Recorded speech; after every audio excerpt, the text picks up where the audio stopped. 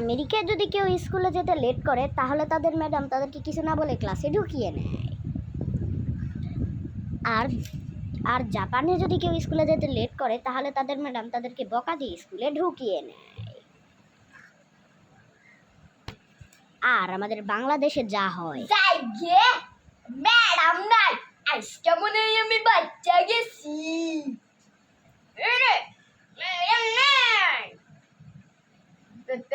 Madam আপনি তো ছিলেন, আইলেন কোন দিকে?